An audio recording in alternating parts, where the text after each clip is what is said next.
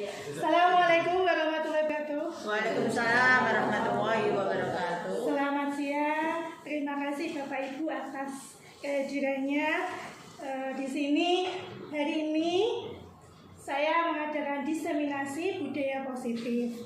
Ini adalah kegiatan saya sebagai CGP Angkatan 10. Jadi saya mengikuti program pendidikan guru penggerak itu di sini saya baru sampai modul 1.4.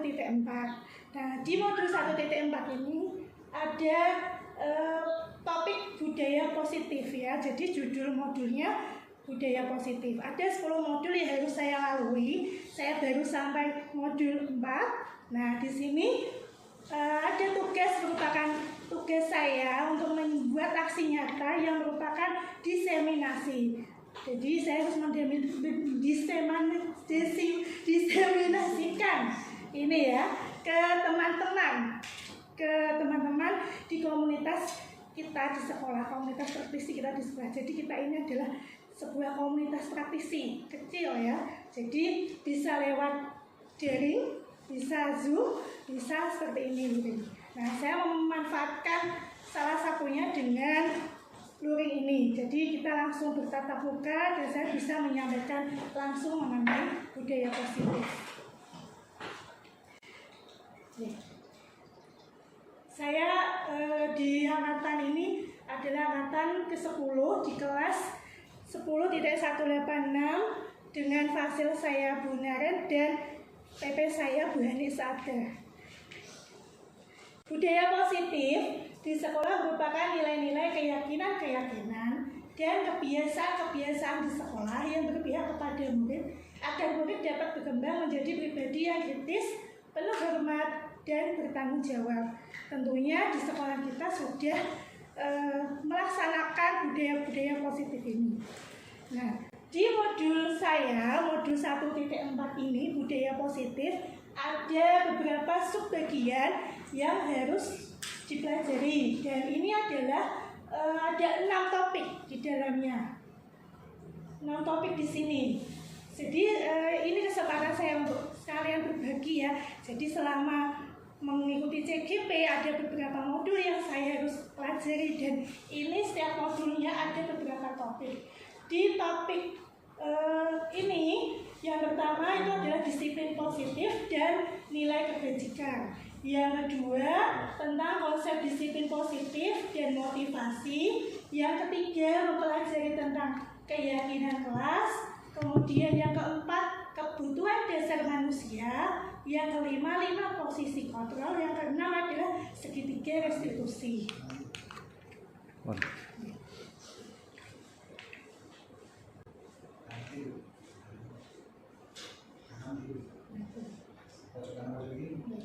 Nah, kemudian kita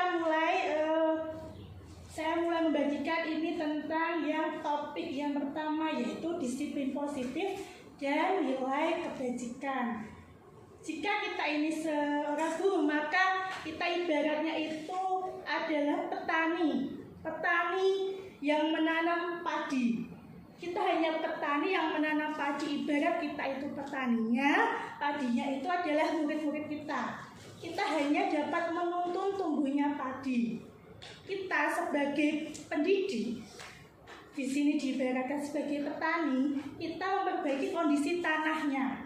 Kita memelihara tanaman padi itu sebaik-baiknya, memberi dia pupuk, memberi dia menyiram air itu, terus kemudian membasmi ulat-ulat kalau misalnya ada jamur yang mengganggu atau hama yang mengganggu. Maka kita sebagai petani kan bagaimana caranya kita supaya tanaman padi itu tumbuhnya maksimal, itu tentu yang kita lakukan. Nah, begitu juga kalau kita sebagai pendidik, nanti kita kan mengupayakan murid kita, menuntun murid kita ke jalan yang seharusnya, ke kodratnya. Jadi bukan kita sebagai guru itu ibaratnya murid itu kertas kosong ya harus kita gambari, harus kita tulis kertas kosong, itu tidak. Tetapi siswa itu, murid itu ibaratnya dia tuh kertas tapi sudah ada goresan penanya. Cuma kita itu tugasnya adalah menebalkannya. Jadi menebalkan lukisan coretan itu tadi lebih tebal. Jadi ibaratnya di sini adalah petani, gitu. Nah, untuk dari Ki Hajar Dewantara sendiri, menurutnya merdeka itu artinya tidak hanya terlepas dari perintah, akan tetapi juga cakap buat pemerintah diri sendiri. Ya. Nah ini, kadang kita itu memiliki ilusi. Ilusi kontrol di sini adalah kecenderungan untuk melebihkan kemampuan untuk mengendalikan sesuatu. Nah, ilusi bahwa seorang guru itu kita itu niatnya selalu, oh mungkin itu harus seperti ini. Nah itu kan namanya ilusi guru. Ilusi guru selama ini adalah mengontrol muridnya. Bagaimana kita mungkin kayak gini. Nah itu ilusi kita. Ilusi bahwa kritik dan membuat orang merasa bersalah dapat menguatkan karakternya. Kemudian ilusi bahwa orang dewasa memiliki hak untuk memaksa. Jadi ini ilusi saja. Nah, padahal sesungguhnya yang terjadi faktanya, bisakah kita ibaratnya jenengan sendiri ya, itu mengontrol seseorang. Saya ingin si A itu dia seperti ini, dia itu melakukan A, B, C, D. Bisa nggak kita mengontrol yang lain, murid kita atau orang lain? Nggak bisa kan? Nah, maka itu hanyalah ilusi. Nah, stimulus itu adalah peristiwa yang terjadi yang baik di luar maupun di dalam tubuh manusia yang menyebabkan timbulnya suatu perubahan tingkah laku. Respon adalah perubahan yang disebabkan oleh adanya stimulus. Kita ganti ke topik yang kedua, yaitu tentang disiplin positif dan motivasi.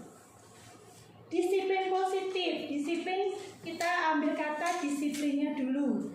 Disiplin itu maknanya dari kata ini berkonotasi dengan disiplin diri dari murid-murid Socrates dan Plato. Nah, disiplin diri membuat orang menggali potensinya menuju sebuah tujuan. Disiplin ini kecenderungannya adalah menghubungkan kata disiplin dengan ketidaknyamanan, bukan dengan apa yang kita hargai atau pencapaian suatu tujuan mulia. Ini teori motivasi perilaku manusia. Jadi ada motivasi yang bentuknya eksternal, misalnya ketika kita supaya tidak dihukum ya, ketika murid itu tidak dihukum, ibaratnya kita tuh sebagai murid, nah supaya kita tidak dihukum, apa yang akan terjadi apabila saya tidak melakukan pelanggaran itu, gitu.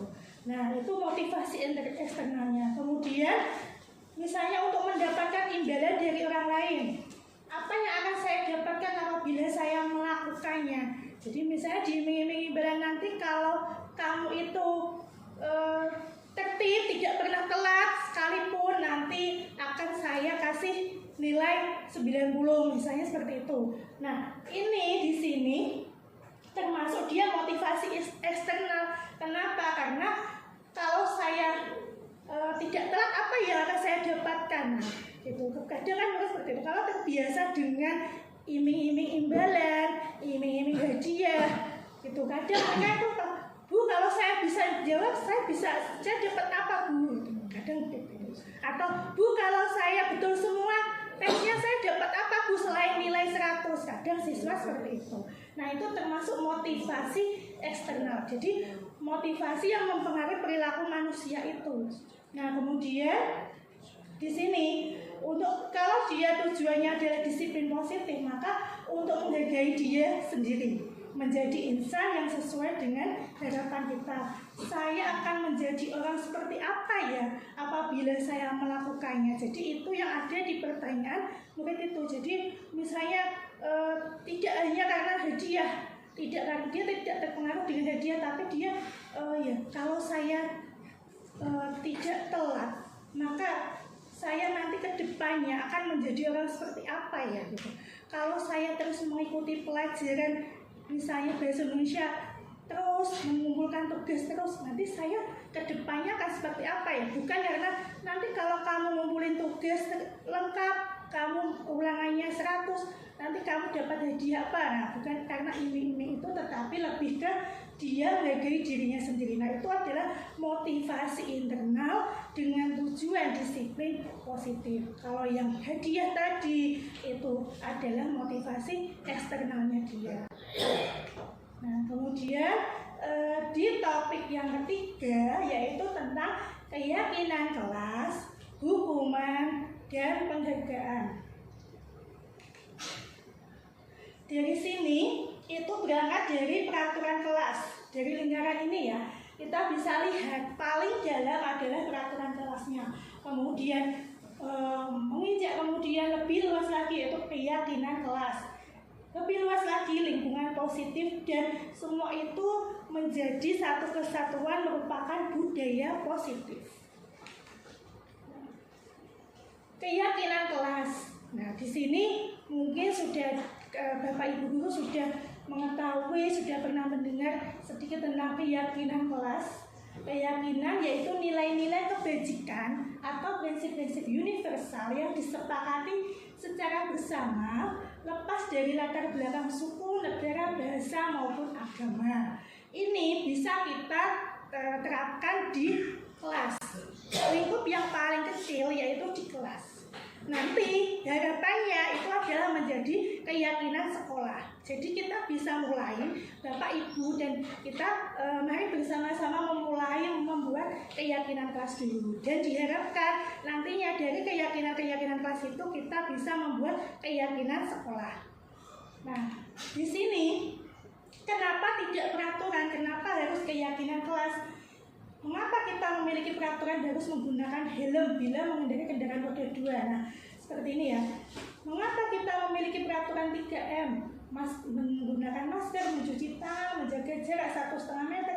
Mengapa kita memiliki peraturan harus datang tepat waktu pada saat mengikuti pelatihan? Nah, untuk mendukung motivasi intrinsik kita kembali ke keyakinan.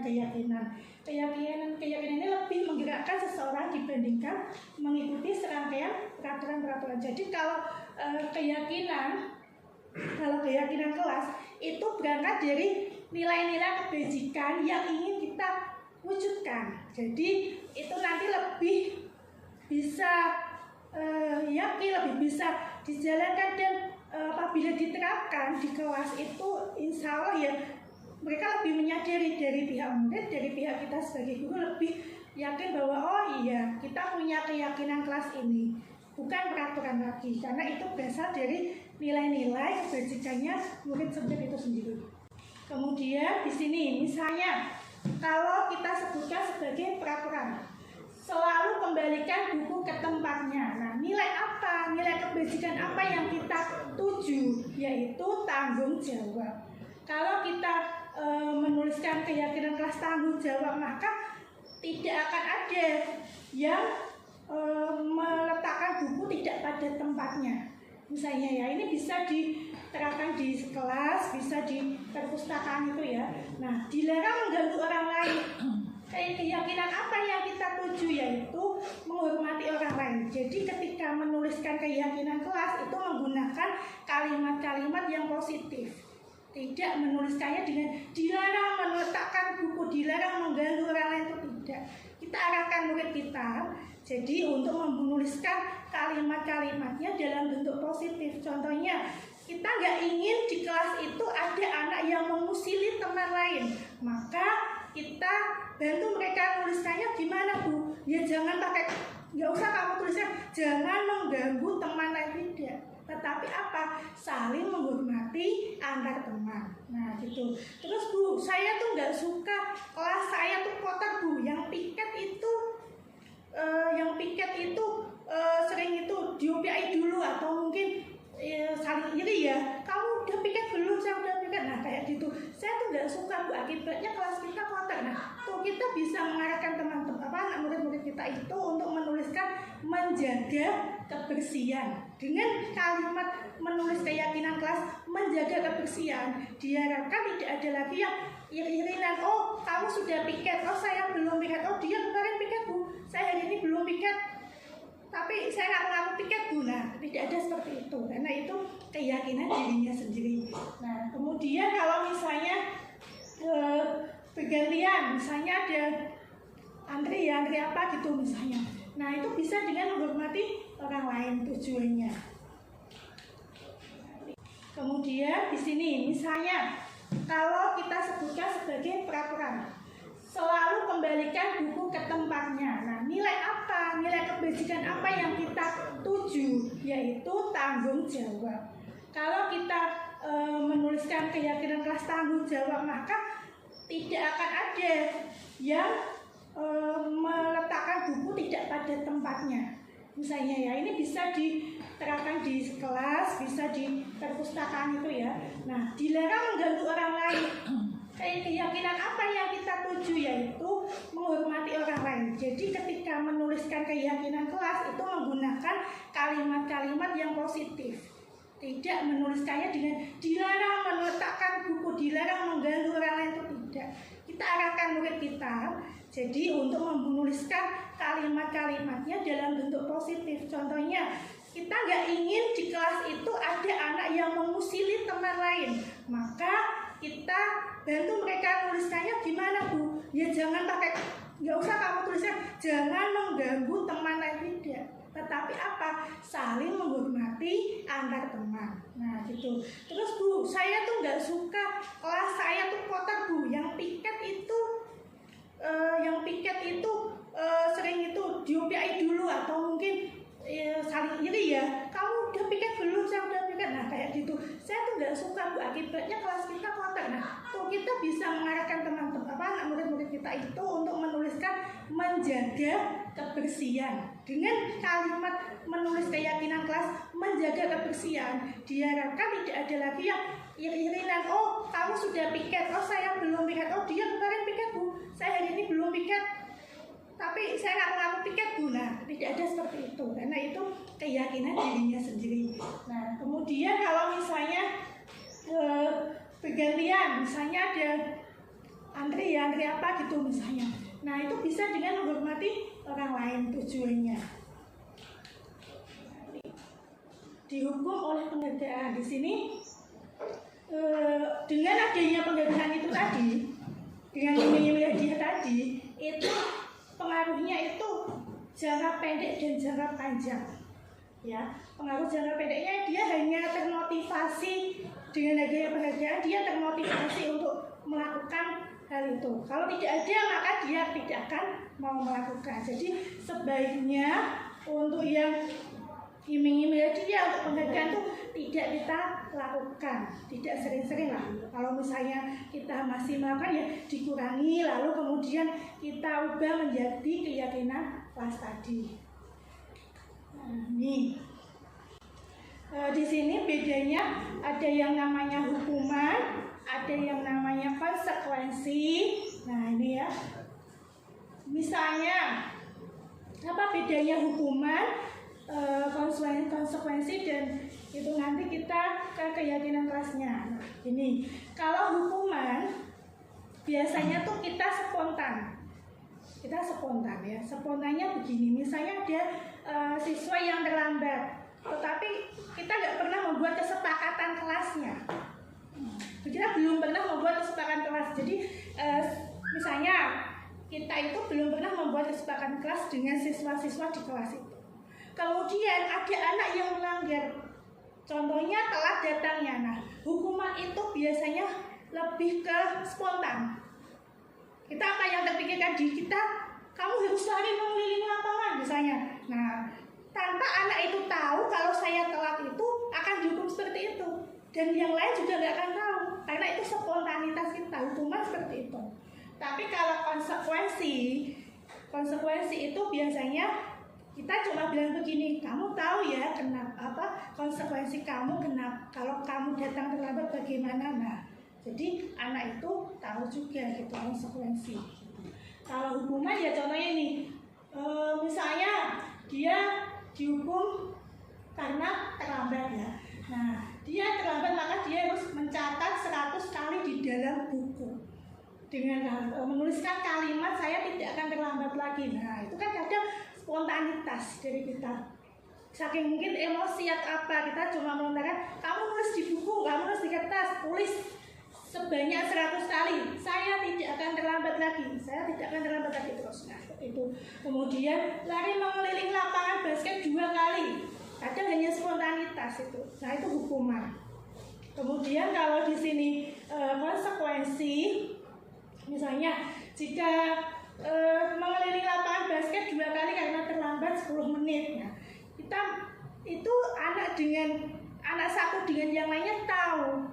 Kita cuma bertanya konsekuensi apa yang kamu akan terima jika telat masuk kelas 10 menit. Nah itu dia anak sudah tahu, ya Bu, saya akan mengelilingi lapangan basket sebanyak 2 kali, seperti itu ya. Nah, perbedaan hukuman dan konsekuensi.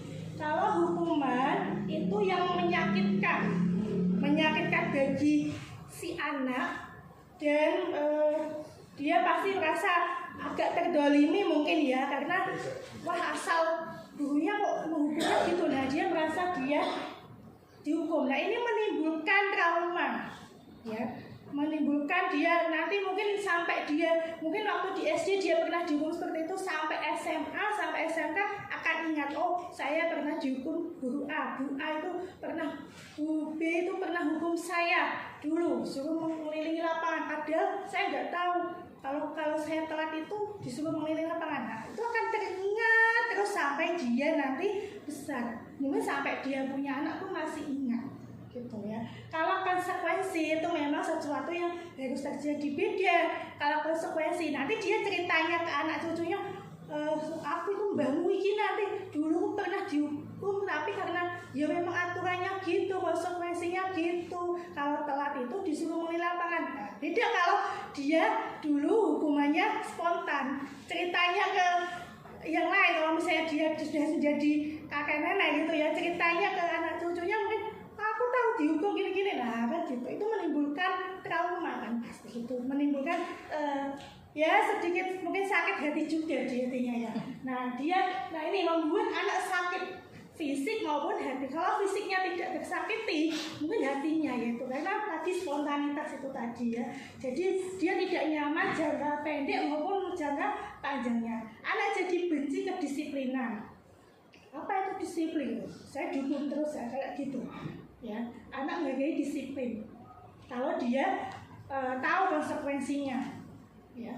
Kemudian hukuman itu merupakan suatu paksaan, mau nggak mau dia dihukum. Kemudian dia jadi merasa bersalah juga, atau mungkin kadang malah karena hukumnya di depan teman-temannya dia jadi malu, merasa tidak dihargai. Nah, yang keempat yaitu kebutuhan dasar manusia. Sebetulnya ini sudah biasa, tetapi mungkin kita belum sadari. Jadi anak-anak yang agak-agak troublemaker itu sebetulnya itu ada kebutuhan dasar yang tidak terpenuhi di dirinya. Mungkin ada yang pernah menemui kasus si anak itu jarang masuk sekolah ya. Ternyata setelah di home visit dicari tahu, oh ternyata karena tidak punya uang saku. Nah itu adalah kebutuhan dasar manusia kan. Tidak dipungkiri atau tidak, Bapak Ibu juga merasa iya, nggak punya uang gimana? Itu berarti kebutuhan dasarnya. Nah kebutuhan dasar itu ada apa saja? Satu, bertahan hidup. Bertahan hidup ya tadi, mungkin salah satunya kasus yang tadi tidak punya uang saku termasuk dalam kebutuhan dia dalam bertahan hidup. Kedua, kebebasan. Contohnya di mana? Di kelas. Anak itu adalah anak yang bebas, yang aktif, yang suka kebebasan. Tiba-tiba di kelas itu hanya nyatet, kerjakan tugas. Akhirnya apa? Dia main game sembarangan.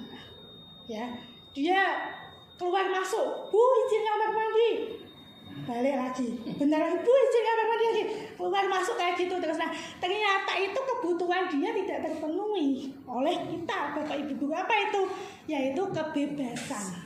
Dia pengen bebas. Nah mungkin solusinya ya, kalau kita ajak pembelajaran di luar kelas, mungkin dia kan malah diem. Mungkin kan salah satunya, oh iya saya udah di luar kelas, mungkin kayak gitu. Nah, terus kemudian kesenangan dia senang, dia tuh pengennya senang. Ibaratnya kalau anak TK, ibaratnya atau anak yang SD kelas 1, TK apa ya, gurunya itu tidak tahu kalau anaknya masih senang main-main. Akibatnya anak didiknya itu sana lari sini, ganggu temannya usil. Nah ternyata setelah dicari tahu kebutuhan dasarnya dia tidak terpenuhi. Apa itu? Dia pengen happy. Ketika disuruh mewarnai, senang. Ketika disuruh diajak main game, permainan pelajaran yang game, dia suka. Nah kayak gitu. Terus yang berikutnya ada cinta kasih. Dia di sini kalau saya menemui tuh gini, dia anaknya suka cari perhatian. Nah kemungkinan alasannya di rumah dia mungkin broken home, atau mungkin dia hanya tinggal bersama nenek atau kakeknya, orang tuanya jadi TKW mungkin. Nah seperti itu, ternyata ini yang mendasari kebutuhan kita ini tidak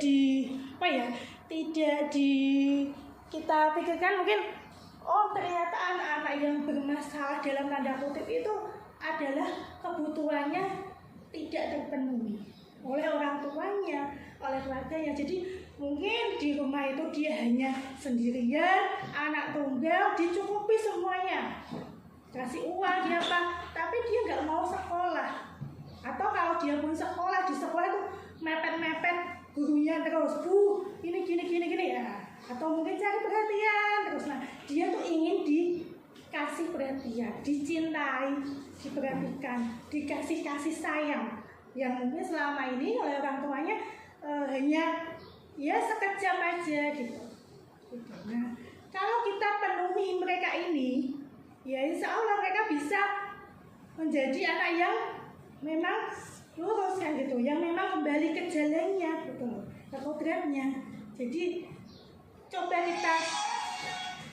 kita coba untuk sedikit mulai mencari tahu kebutuhan yang mungkin dengan yang kalau guru BK ya dengan home visit kita jadi tahu anak ini ada masalah ini. Nah sebetulnya kalau kita selidiki, kita mau mengajak anak itu curhat, bertanya-tanya, mungkin kita akan lebih tahu ternyata anak ini minta diperhatikan. Mungkin bisa, kalau minta diperhatikan bisa kita saat pelajaran jangan lupakan dia. Atau mungkin kalau kesenangan kita main game sekali-kali, atau untuk ice breakingnya kita main game, itu sudah mewakili untuk memenuhi kebutuhan dia yang kesenangan. Nah ini ya. Coba kalau yang ini nih, kalau menurutnya Bapak Ibu, kalau ini identifikasi kebutuhan Doni yang belum terpenuhi yang apa ya? Dia bosan mewarnai terus di dalam kelas, jadi dia lari ke luar. Ini anak TK atau anak kelas 1 mungkin yang masih suka keluar terus. Mungkin ada yang bisa memberikan pendapatnya. Kalau dia di kelas itu disuruh mewarnai terus, akhirnya dia keluar kelas. Itu kita mengidentifikasi kebutuhan Doni yang belum terpenuhi yang apa nih? Yang dari tadi kan ada kesenangan, ada kebebasan, ada penguasaan, kebebasan dan kesenangan. Dari nanti kebebasan dan kesenangan mana lah kayak yang mungkin yang mana ini ya, dia di kelas bosan, dia ngomong sama gurunya, saya bosan kok Bu mewarnai terus dalam kelas. Itu kebutuhan Doni yang apa berarti? Dia perlu rasa cinta kasih. Mungkin cinta kasih supaya gak disuruh mewarnai. Masuk kan warnai terus. Tidak memberi cinta kasih. Ya kalau mungkin kita bisa ke mana ya, ke kebebasan mungkin ya, sama kesenangan gitu. Mungkin yang teridentifikasi lebih dulu kita bisa kayaknya ini kebebasan, dia pengen bebas mungkin ya. Dia inginnya lari dari kelas itu, lari-larian terus gitu. Nah kemudian tadi itu adalah tentang tentang kebutuhan dasar. Kemudian yang topik yang kelima yaitu kita nanti belajar tentang 5 posisi kontrolnya. Ternyata selama ini kita sudah melakukan ini, pasti pernah. Yaitu yang pertama adalah sebagai penghukum. Pernah tidak Bapak Ibu menjadi seorang penghukum? Pernah. Penghukum murid, terutama kalau di sini penghukum murid. Kemudian pembuat orang merasa bersalah. Tidak usah orang lain lah, murid. Murid itu menjadi merasa bersalah karena kita. Pernah tidak? Pernah. Pernah tidak kita menjadi teman bagi mereka? Nah. Ya, tingginya itu ya Pak. Bro, halo bro.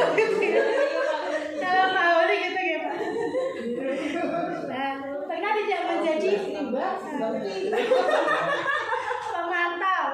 Nah, ini pemantau. Kita hanya memantau si anak itu aja. Menurut jenengan sudah pernah menjadi pemantau. Nah, ini yang Mantu tiap hari apel. Apel kan Melayu, apa mantau kuwi. kalau manajer Bapak Ibu sebagai manajer ternyata ada 5 posisi kontrol kita. Manajer itu tukang perintah, ngatur, dino. Kita coba pelajari ini 5 posisi kontrol ini. Yang pertama itu penghukum. Bapak Ibu merasa oh pernah jadi penghukum ya. Nanti kita cocokkan sebetulnya penghukum tuh ya bagaimana. Yang kedua membuat orang merasa bersalah. Pernah muridku jadi merasa bersalah terus pelajaran saya pernah gitu ya. Teman katanya Pak Holi tadi sudah tuh bro gitu ya. Kemudian memantau pernah itu ya sudah. Nah, manajer tinggal nyuruh-nyuruh apakah yang ada di pikiran itu kita itu oh tadi yang menurut kita itu teman betul, apakah yang menurut kita itu sudah menjadi penghukum bagi dia oh betul apa tidak. Nah, ini jadi kalau penghukum itu dia biasanya cirinya kayak menunjuk-nunjuk, mengherdik. Jadi kalimat yang keluar dari kita itu adalah kalimat yang lebih ke mengherdik dia, kayak menunjuk, menyakiti ya gitu, kayak gitu. Nah, terus misalnya kalau kamu tidak melakukannya, contoh kalimatnya ini kan. Kalau kamu tidak melakukan itu atau kalau kamu tidak kerjakan tugas, awas kamu ya kan gitu. Nah, itu contoh penghukum. Gitu ya. Kalau kamu nggak ngumpulin tugas, nah awas nanti kamu akan merasakan akibatnya. Nah, gitu. Pernah? Pernah gitu. Kalau Pokoknya pernah kabeh. ternyata hasilnya dibalik G, siswanya G gitu ya. Itu siswanya itu memberontak. Di dalam hatinya pasti berontak. Karena apa? Kalimat yang kita keluar tadi itu ya, di dalam hati berontak. Mungkin ada yang dilampiaskan juga kan gitu ya. Atau dia jadi berbohong. Berbohongnya apa ya tadi? G. Nah, padahal tidak dilaksanakan mungkin. Nah, itu. Kemudian nanti muridnya alah biarkan aja lah. Nanti juga nggak marah lagi. Nah, itu kadang muridnya seperti itu ya. Dampaknya pada murid apa? Dampaknya itu murid nanti kemungkinan besar akan mengulangi kesalahannya lagi. Kesalahan yang sama. Karena cuma dia gitu, dia berontak gitu. Kalau yang cuek itu adalah gitu. Nah, gitu. Itu ya. Kalau sekarang ada ya, tuh. Ada yang mau nambahin kalau penghukum tambah itu bu gitu. Tambah kalimat apa tidak ya? Kalau yang kedua, kita sebagai pembuat orang merasa bersalah. Jadi ternyata selama ini yang kita lakukan itu membuat siswa itu, membuat murid itu menjadi merasa bersalah terus. Nah, contohnya gimana? Contohnya tuh kita sering ngomong begini Bapak Ibu. Saya itu kecewa sama kamu karena kamu tuh gini. Nah, atau seharusnya kamu itu begini. Nah, itu membuat siswa itu ternyata merasa bersalah. Nah, atau Mas, kamu itu seharusnya begini. Nah, ternyata seperti itu membuat merasa bersalah. Atau ibu itu kecewa, Bunda ini loh kecewa sama kamu, gitu ya Bu. Nah kalau misalnya gurunya berkata ya, nah ibu itu sampai lelah sekali nasihatin kamu, ibu stres, kamu tuh seharusnya sudah tahu kalau kamu tuh nggak boleh terlambat seperti itu. Ternyata kalimat bukan benar ya Bu Sakti ya. Jadi kalau wali murid semuanya. iya. Jadi kan Bu Sakti itu sampai sudah stres, sampai sakit, sampai emahnya kumat gitu ya kan? Kayak gitu tuh ternyata membuat orang merasa bersalah Bu. Jadi harusnya gimana? Nanti. Jadi tipe ya seperti itu tuh anaknya tidak mengerti, kan kamu nggak marah-marah dia, kan kamu nggak mengerti dia iya. Tapi ternyata membuat murid itu menjadi bersalah karena saya Bu Sakti jadi banyak kamu kan gitu. Ya, hasil dari kita ngomong kayak gitu tadi itu siswanya menyangka enggak kok Bu Sakti, ya kan? Nah, atau kita berbohong, muridnya jadi bohong gitu, atau mungkin menyembunyikan alasan yang sesungguhnya kejadian sebenarnya jadi bohong. Nah itu kalau kita ngomong kayak gitu dia jadi kan oh aku jadi bersalah ya, oh aku nggak boleh ngaku ini ya, aku jujur aku harus bohong ini, enggak kok Bu, enggak gitu kok Bu. Nah kayak gitu mesti murid kayak gitu kan gitu ya. Nah kemudian jadinya muridnya melas, muridnya merajuk, maafkan saya ya Bu Sakti ya gitu kan sudah gitu. Nah kemudian dampaknya pada murid ya, mungkin murid merasa rendah diri kepada kita gitu. Terus posisi yang ketiga yaitu sebagai teman. Nah tadi Ibu sudah selalu sebagai teman katanya Pak Honi, sudah selalu. Halo Bro. Halo Bro gitu ya. Sebagai teman. Sebagai teman itu contohnya dulunya gini. Ayolah, ayo dong kamu lakukan demi Pak Honi ini loh, demi Pak Honi kamu mau ya masuk sekolah terus ya, jangan bolos lagi ya demi Pak Honi ya kayak gitu misalnya seperti itu. Atau ayo kamu itu rajin sekolahnya, jangan tuh kamu tuh PKL yang baik ya, kamu baik-baik ya di sekolah, pokoknya masuk terus gak pernah bolos ya demi Pak Honi ya gitu. Nah itu atau gini, masa kamu tidak mau, Ibu kan pernah ingat loh, kamu pernah tak bantu loh supaya jadi naik kelas ya, jadi kamu jadi kamu masuk terus, jangan bolos-bolos lagi. Nah gitu kamu pernah tak bantu loh, nah kayak gitu. Jadi itu teman ya, hasilnya apa, siswanya ketergantungan sama itu kita ya gitu. Nah kemudian muridnya berkata gini Bu, kalau dia digitukan tadi, kalau Pak ini berkata, ayo loh kamu tuh ya, kamu tuh masuk terus ya, pokoknya kamu harus lulus, sampai lulus masuk terus, gak boleh bolos ya, lakukan ini demi saya ya, kayak gitu ya. Nah ternyata nanti muridnya jadi berkata, saya pikir tuh Bapak itu friendnya saya kok, Bapak itu teman saya kok, bestinya saya, bahasanya anak saya kayak gitu. Tak kira tuh jenengan bestinya saya kok Pak, ternyata kok ya begitu. Nah itu kadang siswa jadi begitu, jadi sudah menganggap dekat teman, ternyata ya. Nah dampaknya muridnya jadi lemah, tidak mandiri lagi, tergantung.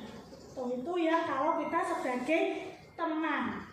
Jadi dia lebih ke mengharapkan imbalan, bergantung kepada orang lain. Kalau yang menghukum sama pembuat orang bersalah itu, dia lebih jadinya menghindari hukumannya. Karena tadi maaf ya Bu, terus atau mungkin aduh biarkan nanti juga nggak marah lagi, nah kayak gitu kan, dia jadi menghindari hukuman. Kemudian kalau kita menjadi yang keempat ini Bapak Ibu, kalau menjadi pemantau. Kalau jadi pemantau itu cukup kita gini kan biasanya Bapak Ibu biasanya cuma gini, kan ada anak telat, kamu karena ada anak telat terus masuk ke kelas sebagai pemantau, biasanya ciri-cirinya Bapak Ibu itu seperti kamu tahu kan peraturan di sekolah ini. Nah itu cuma pemantau, jadi siswa jadi tahu, jadi ingat sendiri, oh iya. Nah yes, ya itu. Kemudian hasilnya dia menyesuaikan diri apabila ada pengawasnya, apabila dia ngawasi. Kalau nggak ada yang ngawasi di gerbang, gitu. Dia ya lupa kalau ada konsekuensi seperti itu. Kalau ada yang ngawasi, benar sudah siap, dia tahu nanti dia mesti dihukum gitu kan. Kalau misalnya ini kemudian jadi seperti itu, karena kita sebagai pemantau setelah kita ngomong, kamu tahu kan apa peraturannya kalau kamu datang terlambat. Nah ketika seperti itu biasanya murid langsung tahu bahwa oh iya Bu, saya harus push up berapa kali ya Bu, kayak gitu kan, langsung sadar. Nah itu kita sebagai pemantau, kita memposisikan bukan sebagai penghukum, bukan sebagai membuat bersalah, bukan sebagai teman, tapi kita sebagai pemantau. Atau mungkin kita sudah tahu, siswa murid itu sudah tahu kalau saya harus nulis atau harus menyapu kelas mana dulu atau membersihkan teras kelas dulu supaya bisa masuk ke kelas kalau terlambat. Nah, dia langsung, saya ambil sapu ya Bu, saya nyapu depan, nah, kayak gitu. Dia sudah tahu. Kita cukup mengatakan, oh sudah ya, kamu tahu ya peraturannya kalau terlambat gitu. Kemudian dampaknya pada murid itu menitipberatkan pada sanksi atau hadiah untuk dirinya. Jadi misalnya kamu tahu ya kalau dapat nilai 100 selama 5 kali berturut-turut dapat apa kan gitu. Dia jadi termotivasinya karena hadiahnya itu, atau dia lebih beratnya ke hadiahnya itu. Kalau dia yang tadi terlambat itu, dia melakukan sana, maka dia tahu sanksinya apa. Kemudian yang kelima yaitu sebagai manajer. Nah ini adalah yang diharapkan Bapak Ibu bisa menerapkan posisi sebagai manajer. Ya, manajer tadi yang dikali gue adalah sudah pernah ya mencoba seperti itu. Nah ini yang seperti apa manajer itu kalau di sini gitu kita lebih ke kalimatnya begini Bapak Ibu misalnya. Apa yang kita yakini, jadi di kelas itu sudah ada keyakinan kelas. Nah, apa yang kita yakini, apa yang kamu yakini di keyakinan kelas ini, apa? Misalnya dia melakukan kesalahan yaitu terlambat. Kita bisa tanya keyakinan kelas apa yang sudah yang berhubungan dengan masalahmu ini, dengan kasusmu ini, ya. Nah ternyata misalnya adalah itu Bu, disiplin. Nah, terus kita bisa menanyakan, oh kalau begitu apa yang bisa kamu lakukan untuk memperbaiki masalah ini, masalah keterlambatanmu ini, gitu. Jadi di sini kita hanya bertanya seperti itu, kemudian kita mencari solusinya dengan murid. Jadi murid yang nanti berpikir apa yang harus saya lakukan supaya saya tidak terlambat lagi, gitu. Jadi muridnya nanti mungkin begini, oh begini Bu, kalau dia sudah punya jawaban. Kalau dia belum punya jawaban, mungkin gimana ya Bu caranya supaya saya bisa tidak terlambat lagi. Mungkin siswa akan kayak gitu. Kalau mungkin dia nggak tahu solusinya atau belum tahu bagaimana cara mengatasi masalahnya dia. Kalau dia tahu, mungkin dia begini Bu, kalau saya bangunnya tidak telat lagi, atau mungkin kalau saya diantar orang tua saya, mungkin saya nggak telat, mungkin dia akan mengatakan jawaban-jawaban solusi-solusi itu. Dari sini manfaatnya, dampaknya pada murid itu adalah dia bisa memperbaiki dirinya sendiri dari keyakinan dia, dari yang dia yakini bahwa kalau dia berusaha, dia akan mengatasi masalah itu supaya dia tidak terlambat lagi, contohnya kayak gitu. Jadi diharapkan Bapak Ibu guru itu menjadi posisinya bukan lagi penghukum, bukan lagi pembuat rasa bersalah, tetapi memanajer. Kita berusaha untuk memposisikan diri sebagai manajer di murid-murid kita. Ya pelan-pelan. Kalau misalnya langsung sulit deh, gini-gini. Ya mungkin sulit, tapi kita coba pelan-pelan untuk menempatkan diri sebagai manajer di sini ya. Kemudian, nah ini yang segitiga restitusi, topik ke-6. Segitiga restitusi ini adalah proses menciptakan kondisi bagi murid untuk memperbaiki kesalahan mereka, sehingga mereka bisa kembali pada kelompok mereka dengan karakter yang kuat, yang lebih kuat di sini. Nah ini menurut saya kelanjutan lanjutannya dari tadi kita sebagai manajer tadi, kita menerapkan dengan segitiga restitusi. Restitusi ini bukan untuk menebus kesalahan, namun untuk belajar dari kesalahan. Bagaimana kita memperbaiki hubungan kita. Terus kemudian bukan paksaan, ya. Kita hanya menawarkan solusi, kita hanya mencari solusinya. Dan restitusi ini yang utama adalah fokus pada solusinya. Jadi mengembalikan murid yang berbuat salah kepada kelompok yang benar.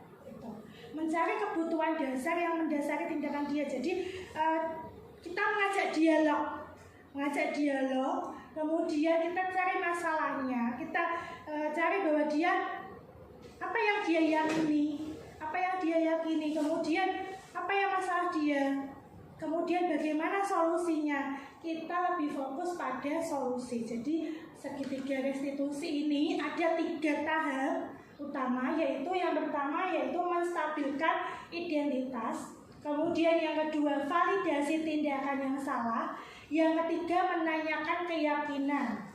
Di menstabilkan identitas ini jadi kayak gimana sih? Nah itu nanti ya. Menstabilkan identitas ini setiap orang pasti pernah melakukan kesalahan. Kemudian validasi tindakan yang salah, kita bisa tanya, kamu tentu punya alasan kenapa melakukan kesalahan itu atau melakukan hal itu, kenapa kamu terlambat, kamu tentu punya alasan. Nah, itu di tahap validasi tindakan yang salah. Kemudian tahapan yang ketiga setelah kita menstabilkan identitas, memvalidasi tindakan yang salah, yaitu menanyakan keyakinan. Menanyakan keyakinan itu kita hubungkan dengan kesepakatan kelas. Jadi di sini kita mulai Bapak Ibu perlahan-lahan, mungkin di awal semester nanti, di awal tahun pelajaran 2024-2025, di awal pembelajaran kita bisa membuat keyakinan kelas di mapel kita masing-masing.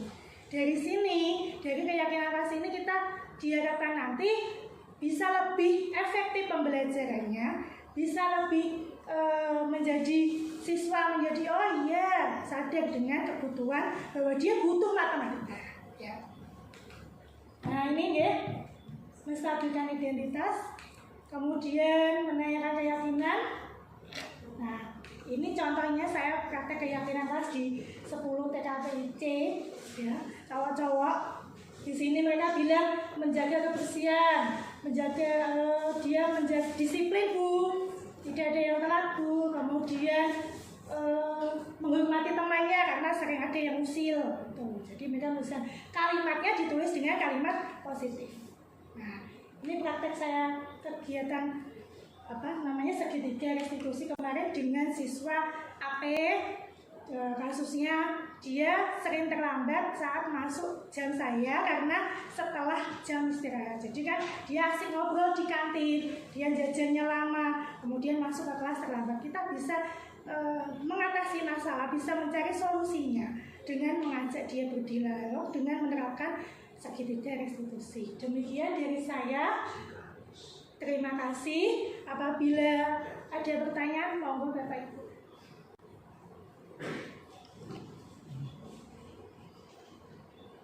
Monggo.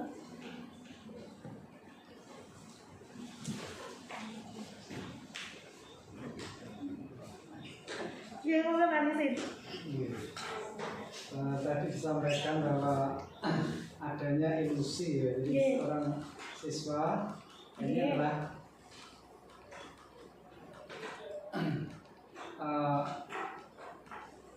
untuk coba dilihat Ilusi. Ini ya Pak. Ilusi guru mengontrol murid. Nah, jadi ilusi ini munculnya dari mana ya? Dari pemikiran Bapak ngerti? Kemudian yang kedua bahwa teori motivasi tadi kan ada untuk menghindari hukuman ya, kemudian untuk mendapatkan imbalan, kemudian untuk menghargai diri sendiri. Kalau kita melihat ya anak-anak kita ya, nah, mungkin yang paling tepat yang mana? Nah, ini pertanyaan saya juga. Terima kasih. Yang sesuai dengan background. Sampun, sama Pak. Terima kasih pertanyaan Pak Alisin. Mohon izin menjawab ya. Mungkin kalau nanti kurang nanti ada yang ibu CGT yang membantu. Kalau jawaban saya kurang tepat ya. Kalau ilusi ini lebih ke dia ada kecenderungan untuk melebihkan kemampuan untuk mengendalikan sesuatu. Jadi pikiran kita itu kalau misalnya kita selama ini ya Pak, terus terang sebelum saya belajar CGP juga, itu kita kan mengharapkan sesuatu harus gini. Nah, itu yang dimaksud dengan ilusi guru itu mengontrol dirinya. Siswa itu ya harusnya ya belajar di rumah, dia datang tepat waktu, dia itu mengerjakan tugas, dia mengerjakan ulangan tanpa tanya-tanya kanan kiri, dia bawa tas dengan bukunya lengkap, tapi kan itu ternyata hanya ilusi kita. Kan gitu. Ternyata siswa itu di sini kan, nah tidak seperti itu, tasnya mungkin isinya nggak buku, gitu. Jadi itu dari pemikiran kita ya, bahwa itu hanya ilusinya guru bahwa siswa murid itu harus begini kan nggak bisa mengontrol, ternyata kan nggak bisa mengontrol mereka kan, mereka ya jalan sendiri kan gitu. Nah, ternyata kita nggak bisa mengontrol murid itu. Kemudian untuk yang ini ya Pak, di sekolah kita gitu. Apa ya? Kalau menurut saya siswa murid di sini itu kalau yang nomor 1 ya mungkin itu nomor 1 itu untuk yang siswa murid yang ikut apel, yang ada di barisan yang ikut apel. Kalau menurut saya kan dia menghindari supaya tidak dihukum, jadi dia datangnya tidak terlambat, dia bisa ikut apel. Itu motivasi eksternal yang ini kan. Nah, kita menurut saya sendiri itu belum sampai yang kesini Pak. Jadi kesadaran mereka tentang disiplin positif itu belum, masih rendah menurut saya gitu ya. Menurut saya setelah saya melihat di sini, kalau imbalan, nah ini mungkin di jam Bapak Ibu guru kan menawarkan, oh iya kalau kamu masuk terus, mungkin sebagai wali kelas ya, yang tidak pernah bolos, mungkin ada iming-iming apa dari wali kelasnya, atau mungkin Bapak Ibu guru yang nanti kalau kamu ulangannya dapat 100 atau misalnya apa, nanti saya kasih apa. Nah itu mungkin dilakukan di sini mungkin ada. Nah yang di sini yang siswa yang menghindari ketidaknyamanan alias tidak mau dihukum itu mereka, kita bisa lihat di mereka yang ikut apel tuh. Sementara yang masih terlambat itu, nah itu yang kesadarannya tentang disiplin positif, tentang kedisiplinan itu masih agak di bawah rata-rata gitu. Jadi ya kita mulai perlahan-lahan untuk meningkatkan keyakinan diri mereka gitu Pak. Ngoten Pak. Ya, Mas. Mungkin ada yang perlu ditanyakan lagi atau ditambahkan? Monggo bisa. Menyambung Pak Alisin. Bagaimana tadi kan topiknya disiplin positif ya? Bagaimana cara menumbuhkan disiplin positif pada diri anak tanpa hukuman dan hadiah sehingga kita bisa sebagai manajer bukan sebagai merasa besar dan sebagainya. Nah, terima kasih Bu Sati atas pertanyaannya. Saya coba menjawabnya semampu saya gitu. Nah, kelanjutannya itu tadi bagaimana menurunkan disiplin positif tadi. Mungkin diawali dari yang pertama, kita sebagai guru mapel atau wali kelas membuat kesepakatan kelas dulu. Nah, kesepakatan kelas ini yang seperti kita lakukan, kalau dia dilakukan di awal, saya yakin agak ngesek. Tapi kalau kita tidak melakukannya di awal, mungkin siswa itu menyepelekan. Jadi kalau bisa di awal pembelajaran pertama kali Bapak Ibu kepanggil siswa-siswanya, nah, kita buat kesepakatan kelas. Nah, kesepakatan kelas itu caranya bagaimana? Begini, anak yang membuat. Nah, jadi kita jelaskan dulu bahwa kesepakatan kelas itu nama lainnya mungkin peraturan. Tetapi dia tumbuh, dia muncul karena dari murid-murid itu. Nah, setelah kita jelaskan, nanti kita bagikan kertas. Anaknya menuliskan di kertas ini. disepakati semuanya, tidak boleh tidak. Nah, jadi keyakinannya kamu pengen kelasmu nanti pembelajaran bahasa Inggris seperti apa, misalnya, itu mereka menulis di sini. Saya kali ini kelasnya itu nyaman Bu, tidak saling usil, tidak saling ngomong. Kalau Bu Sati menjelaskan itu nggak ngomong sedikit. Ada anak yang rajin ya, Bu rajin kan dia merasa kalau anak temannya usil dia terganggu, jadi nggak enak kan, nggak nyaman. Jadi kita tuliskan di sini pakai kalimat positif. Jangan menulis dilarang membuang sampah di kelas, dilarang nyampah, tidak boleh rame saat Bu Sati, itu jangan. Nulisnya tidak seperti itu, tapi nulisnya lebih ke kalimat positif. Contoh, kalau ingin kelas tidak ramai saat Bu Sati menjelaskan, maka cukup ditulis menghormati guru. Itu saat menjelaskan itu menghormati teman. Nah itu supaya nggak usil. Terus ternyata itu pas jenengan mungkin pas masuk pertama kelas sok kotor, kelihatan nggak ada yang mau nyapu. Nah mungkin jenengan bisa memancing mereka untuk menuliskan menjaga kebersihan seperti itu. Nah setelah ditulis masing-masing kemudian ditempel, jenengan bacakan yang sekiranya tidak ada hubungannya dicabut aja, jangan bacakan yang sama. Nah mungkin kalau kurang mungkin ya jenengan bisa sudah cukup ini saja, apa ada yang mau nambahin. Kalau misalnya jenengan kurang kan jenengan bisa pancing-pancing untuk menuliskan hal-hal itu kemudian biar ditulis. Nah dari sini setelah itu keyakinan kelas ini ya, keyakinan kelas ini diyakini oleh semuanya, bisa disetujui dengan tanda tangan. Jadi semua menyetujuinya. Ini yang bagian tanda tangan nggak saya dokumentasikan, saya sekarang fotonya di sini. Jadi semua anak di kelas menandatangani itu. Nah ketika nanti kok Bu Sakti masuk pelajaran yang kedua, ada yang terlambat. Nah ternyata pas keyakinan kelasnya dia menulis disiplin. Nah dari situ jenengan bisa menanyakan menggunakan segitiga restitusi tadi. Kamu Bu Sakti mengajak berdialog. Kamu tahu ketika kamu terlambat, keyakinan kelas apa yang sudah yang berhubungan dengan kasusmu ini? Oh iya Bu, disiplin. Nah, bagaimana cara mengatasi keterlambatan masalahmu ini? Nah, nanti kan dia bicara, ya Bu, besok saya tidak ini. Kenapa? Mulai kapan? Nah, seperti itu. Jadi kita awali dari kelas dulu. Nah, nanti semoga dengan harapannya keyakinan kelas ini kita lakukan, maka akan ada namanya keyakinan sekolah. Nah, di sini diharapkan disiplinnya mulai tumbuh. Begitu Bu Sakti. Terima kasih. Ada lagi yang mau bertanya? Ya, monggo Kak. Ya, jelaskan mengenai itu Bu, tentang restitusi. Restitusi nggih. Kalau ini keyakinan kelas ya, lanjut dari Bu Sakti tadi nggih. Ketika sudah keyakinan tadi, nah ternyata jenengan menemui masalah di kelas Pak. Nah, misalnya ada siswa yang cewek ya, biasanya kalau cewek itu cewek anak cewek, teman cewek sama cewek, dia adu mulut, nah, sampai menyobek buku. Nah begitu, misalnya seperti itu. Nah jadi bisa panggil anak itu, atau kita sebagai wali kelas misalnya dilapori guru mapelnya. Nah, wali kelas setelah membuat keyakinan kelas tadi itu bisa memanggil si anak itu. Kita tanyai dengan menggunakan proses segitiga restitusi lagi.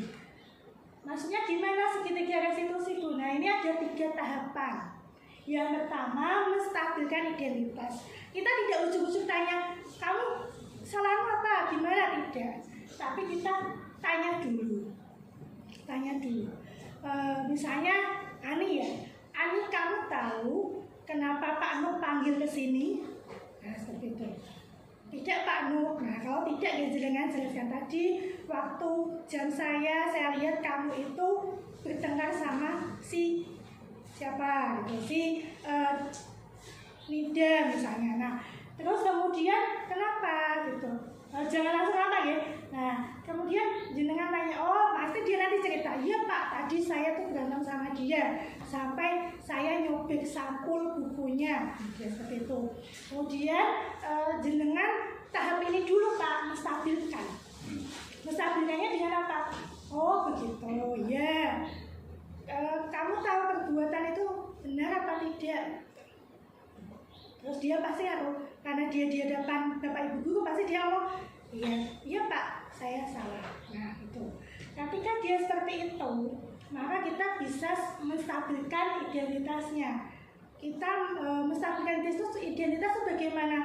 Kita memberi anggapan pada dia bahwa bukan hanya dia yang pernah melakukan kesalahan.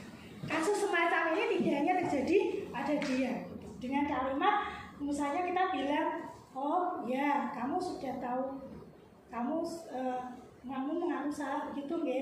Nah, berarti padahal tidak, maksudnya gini, kamu bukan satu-satunya yang pernah melakukan kesalahan ini. Setiap orang pasti pernah melakukan kesalahan. Pak Nuh juga pernah salah. Ya, jadi misalnya dia merasa bersalah banget kan karena takut karena jenengan panggil ya Pak. Nah, jenengan bisa setiap orang tuh pasti pernah melakukan kesalahan seperti itu. Itu namanya menstabilkan identitasnya. Jadi tidak memojokkan dia gitu. Kemudian yang kedua, memvalidasi tindakan yang salah. Itu lebih ke tahapan mencari alasannya kenapa dia sampai melakukan hal itu, kenapa sampai menyobek itu.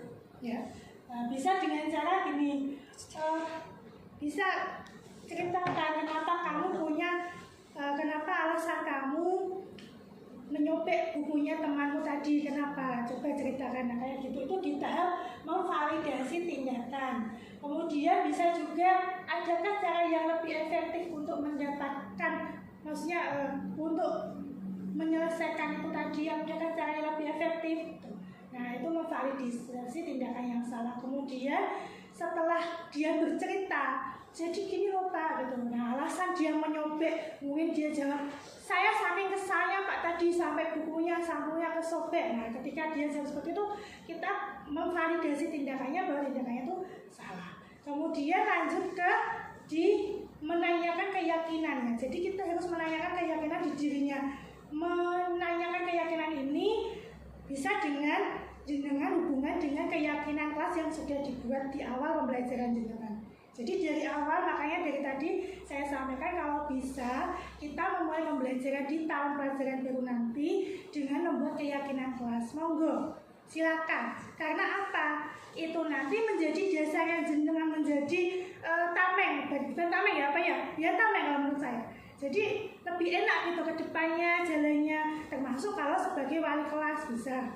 Keyakinan kalau keyakinan kelas di mapel saya beda dengan mapel lain, ya monggo, kan nggak apa-apa gitu. Nah, ketika jenengan ada kasus di jamnya jenengan, dia bisa menanyakan keyakinannya, nilai-nilai apa yang telah kita sepakati kemarin itu waktu awal pembelajaran. Oh iya Pak, apa yang hubungannya sama kasusmu ini tadi? Itu Pak, menghormati sesama teman. Nah, dia kan melanggar yang itu. Nah, ketika melanggar itu, dia kan menjawab itu. Nah, kemudian jenengan tinggal mengarahkan bagaimana, apakah kamu punya solusi untuk mengatasi masalah tadi, masalahmu itu. Terus kemudian nanti dia akan ngomong sendiri ya Pak, maksudnya menceritakan menurut dia solusinya seperti ini. Ya Pak, saya salah, saya akan minta maaf, atau mungkin ya Pak, saya akan mengganti bukunya. Gitu. Sampai dia mengatakan solusi yang dia yakini sendiri, yang dia ungkapkan sendiri. Kemudian jenengan bisa sambil bimbing untuk memotivasi dia. Ya, saya harapkan Bapak harapkan kamu itu nanti ke depannya menjadi siswa yang lebih begini. Nah, sehingga dia termotivasi juga, tidak hanya stuck di rasa bersalahnya dia, tetapi setelah dia mengaku salah, dia meminta maaf mungkin, kemudian dia tahu bahwa oh iya saya harus solusinya seperti ini, dia termotivasi karena jenengan, oh iya nanti saya Pak Nur tuh berharap ke saya bisa jadi murid yang lebih semangat lagi, lebih tertib lagi, lebih rajin lagi ke depannya. Nah, gitu. Jadi diharapkan dari sini, dari segitiga restitusi, dia fokusnya mencari solusinya, gitu ya. Harus kan? Ada lagi? Gambar? Oke. Terima kasih atas waktunya Bapak Ibu. Saya sangat terima kasih sekali.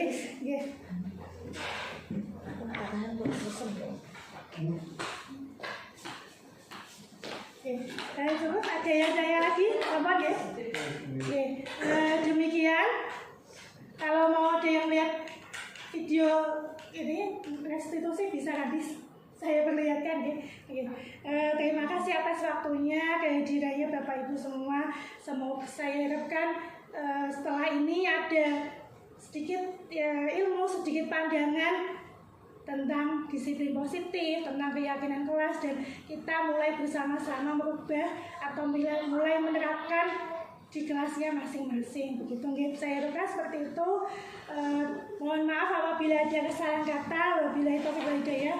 Wassalamualaikum warahmatullahi wabarakatuh.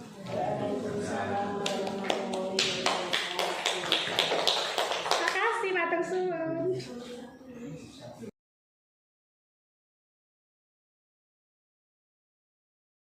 Assalamualaikum warahmatullahi wabarakatuh. Bagaimana rasa kalian? Alhamdulillah. Pagi ini kita akan membuat keyakinan kelas.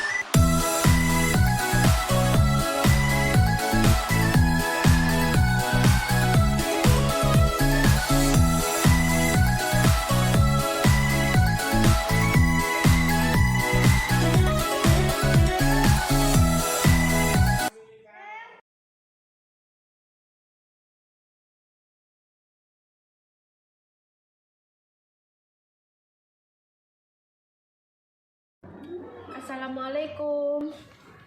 Waalaikumsalam. Silakan masuk Vita. Terima kasih Bu. Silakan duduk. Vita tahu tidak kenapa Bu Ovi memanggil Vita kemarin? Tidak tahu Bu, emangnya ada apa Bu? Gini Vita, tadi waktu jamnya Bu Ovi itu tadi ada presentasi kelompok ya. Nah di presentasi itu saya melihat Vita itu mengajak temannya ngobrol. Tidak hanya di sampingnya, kadang di belakangnya diajak ngobrol. Nah menurut Vita tindakan seperti itu sudah benar atau? Iya Bu, maaf saya salah. Saya salah sudah mengajak teman saya ngobrol saat teman saya ada yang berpresentasi di depan. Ya Vita, di sini Bu Ovi tidak menyalahkan kita, tidak menyalahkan siapa-siapa, kita tidak mencari siapa yang salah, tetapi di sini lebih ke Bu Ovi ingin mencari solusi dari masalahmu ini. Nah, tentunya kamu punya alasan kenapa tadi Vita kok mengajak temannya ngobrol. Iya Bu, saya sedang menanyakan pelembab bibir yang dipakai sama teman-teman saya Bu. Soalnya akhir-akhir ini bibir saya sering kering dan pecah-pecah Bu. Dan sebelum Bu Ovi datang tadi saya disarankan untuk memakai pelembab bibir. Jadi waktu Bu Ovi datang saya tanya soal manfaat pelembab bibir. Begitu. Nah, menurut Vita, adakah solusi dari masalahmu ini supaya tidak mengganggu jalannya presentasi temanmu? Sebaiknya saya bertanya saat jam istirahat atau nanti saat pulang sekolah Bu. Iya, betul. Jadi Vita sudah tahu ya kalau sebaiknya bertanyanya saat jam istirahat atau setelah nanti jamnya fokus selesai seperti itu sehingga tidak mengganggu presentasinya. Nah minggu depan itu ada tugas kelompok lagi yang mengharuskan untuk presentasi. Jadi saya harapkan kita mulai untuk menghargai waktu, menghargai teman lain ya, menghargai teman yang sedang berbicara, sedang presentasi di depan. Nah menurut Vita ini kemarin kan waktu di awal itu kita sudah membuat keyakinan kelas bersama-sama. Dan menurut Vita keyakinan kelas yang mana yang menurut Vita itu berkaitan dengan masalahmu ini Vita? Menghargai dan menghormati orang lain Bu. Iya betul. Jadi dengan kita menghargai dan menghormati orang lain, kita juga akan dihargai oleh orang lain. Nah begitu ya Vita. Kalau kita ini dihargai oleh orang lain, maka kita harus menghargai orang lain juga. Nah gitu. Kamu kalau misalnya kelompokmu yang tampil presentasi, terus ada teman lain yang ngobrol sendiri, bicara sendiri, kira-kira kamu kesal tidak Vita? Iya Bu, kesal karena presentasinya jadi kurang diperhatikan, jadi kurang lancar. Iya, itu juga perasaan temanmu yang tadi waktu presentasi, tapi kamunya malah ngobrol sama teman gitu nggih. Nah menurut Vita tadi kan solusinya sudah ketemu nggih, bahwa kita akan menanyakannya ngobrol lagi ketika jam istirahat. Nah, saya harapkan karena kita sudah ketemu solusinya, saya harapkan kita bisa berubah, bisa menjadi anak yang lebih baik dan menghargai temannya. Kira-kira kapan kita mulai menerapkannya? Mulai saat ini Bu. Ya. Dengan begitu saya harapkan Vita mampu menghargai lebih menghargai temannya, lebih bisa menghargai orang lain mulai hari ini ya. Terima kasih Vita, kita sudah menemukan solusi dari masalahmu. Selamat melanjutkan kegiatan hari ini. Terima kasih Bu. Maaf dari kelas 11 APB, saya merasa lebih tenang setelah menerapkan segitiga restitusi. Saya merasa bisa menemukan solusi dari masalah saya dan saya merasa lebih tenang.